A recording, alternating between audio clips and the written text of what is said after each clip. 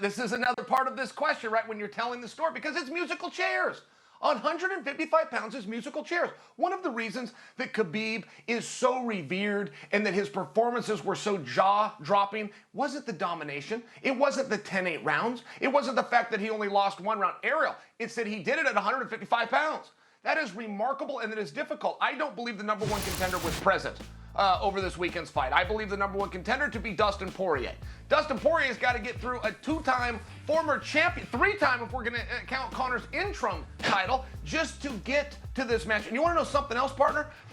I really think that if Michael Chandler showed us anything, it's that he belongs in there. If there's anything that we learned, there was one completed round. By the way, Michael Chandler won it. I only submit that for you because I don't know where Justin Gaethje is. But I do believe Justin Gaethje is the right answer to any question at 155 pounds. And I think if Chandler wants to get on the fast track back, he needs to find his way to Justin Gaethje and find it there quickly. There is no guarantees at this weight class that anyone's going to have that belt for a meaningful amount of time. In history, nobody has held that belt, aside from Khabib, for a meaningful amount of time. And I do think that Oliveira's got some big tasks in front of him.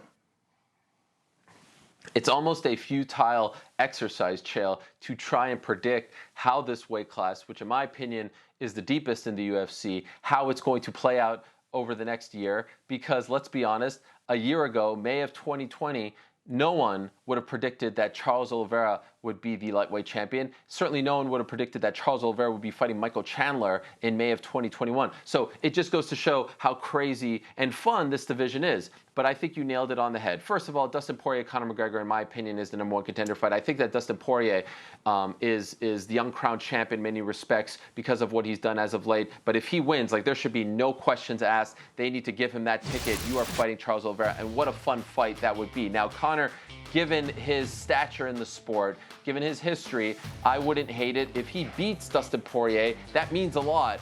On July 11th, there's going to be a lot of people asking to see Conor McGregor versus Charles Oliveira. Now, you got Justin Gaethje out there, who, can I just say, has been very oddly quiet as of late. Like, you would think over the past few days, Justin Gaethje would be raising his hand and trying to, like, stir something up with Oliveira or someone else. He's been a little bit quiet. And so I know he likes to take time off, but he hasn't fought since October. Justin Gaethje versus Michael Chandler would be a lot of fun. Justin Gaethje versus, Rafael dos Anjos would be a lot of fun. Islam Makhachev is fighting Thiago Moises in July. If you ask Daniel Cormier and a lot of other people, they would say that Islam Makhachev is going to be champion this time next year. So there's a lot of interesting things, but I think those top 3 or 4 guys that we just discussed, Conor, Poirier, Justin Gaethje, and then that second tier with the Islams and the RDAs, the Dan Hookers of the world, this division is going to be a lot of fun. But, I mean, there's no real debate. Dustin Poirier wins on July 10th. He's the next guy. He has to be the next guy. Sure, and when Daniel Cormier talks about Islam Makhachev is going to be the champion this time next year, what Daniel is attempting to say to you is that Islam will be good enough to be and beat anybody. Islam won't be given the opportunity in the next year because he hasn't found a way to make himself the slightest bit interesting. I think that Dariush owes a big thank you to Tony Ferguson. I think that the Ferguson effect is very real. We saw how far it got Charles Oliveira. I think it's going to move Dariush up at least a little bit, but it does come back to what you just said. I don't know where Justin Gaethje is. I could reach out to Justin, sure. I could find out this exact answer, but I'm trying not to. I'm trying to stay back, kind of let him steer his own career. There seems to be some major opportunities. Look, Ariel, I heard from Michael Chandler within 24 hours of that match being over. He asked if he could come on a YouTube program that I do. I said, Chandler, I'm sorry, I'm on the road. I'm going to be in Georgia. I'm not in the studio. I can't do it. Do you have a message? I'll get your message out for you. He said, yes, Chael. The message is, I want to fight anybody, and I want to do it right away. I don't want to wait. It's how I got this opportunity in the first place, and it's how I intend to get it again. So there. Told Chandler I get the message out. There's the message.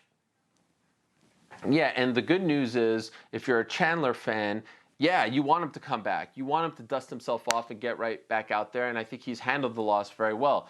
The bad news, if you're a fan of Michael Chandler, is it's a really deep weight class, right? And it's gonna take a couple wins at least to get back in that title picture. Now, the UFC is paying Michael Chandler a lot, and when you're getting paid a lot, they want to get a return on that investment. And so typically when you're getting paid a lot, they're going to try to put you in those spots so that they can make money off of you as well. That's just the way this game is played, and that's how it benefits both sides to get paid a lot. So we'll see how it plays out for him.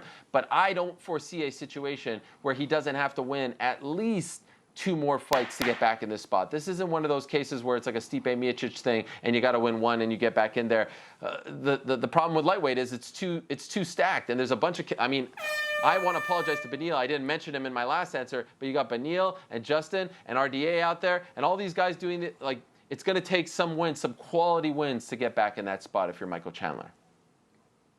And I see it differently. Listen, I think that if Oliveira loses to the winner of Poirier and Conor, and in the meanwhile, Chandler gets the jump on Gaethje, I think there's an argument that he slides right back in. Thank you for watching ESPN on YouTube. For live streaming sports and premium content, subscribe to ESPN+.